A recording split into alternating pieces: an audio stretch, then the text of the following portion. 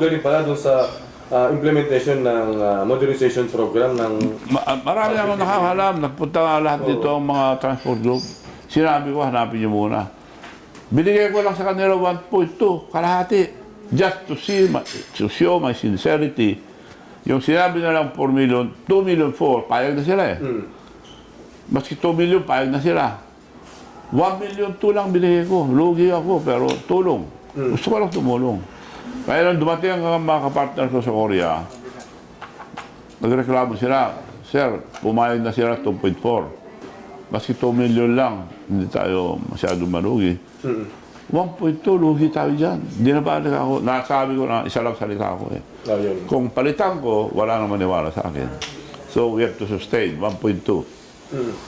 So, the rest, ako nang bahala ako. Si Secretary Bautista, sumakay na, sinubok nila, maganda itong ginawa mo. Ang lamig, sabi niya. Aircon ang gusto nila eh. So, para convenient. So, maganda and quality talaga dahil ang side, manipis na bakal, hindi kinakalawang. Stainless. And the biggest, because 120 kilogram. Ang gumagawa rito, 30 kilogram, 60 kilogram. Ako, 120 kilogram, pinakamalaki. So, in short, quality. And dito ko gagawin. Local. Papunta na rito yung factory ko sa Lima, Batangas. Kung dadalhin. Parang conveyor yon na paglagay yung chassis, I need 160 people. May nakakabit ng gulong, may nakakabit ng body, may nakakabit ng salamin, may nakakabit ng... Paglabas doon, jeep na. So, we could make 500 to 600 monthly. So, nag-upisa na. And, magbibigay ko ng calling card.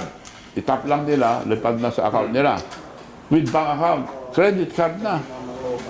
So, meron akong ibibigay. Ginagawa ko na. But I'll be using now, hindi na Visa, MasterCard. And it's powered by Union Bank. Ngayon, nag-crack na sa dami. So I have to put up my own bank. I have a bank in the US, approved. It's hard to get a license, bank license in the US. Anong banko yun? Bigam Bangko Internacional. Bigam Bangko Internacional. Na-approve sa US. So meron akong Bigam Rural Bank. Meron ako sa Amerika. Now, gumawa akong National Bank. Japan ang gumagawa. Itachi, Japan. Sila gumawa. National na. So, V-Bank. That will help power the cards. Dahil nagkaklag na sa Union Bank eh. So, yun ang magpapower sa lahat ng mabibigay ko buong Pilipinas.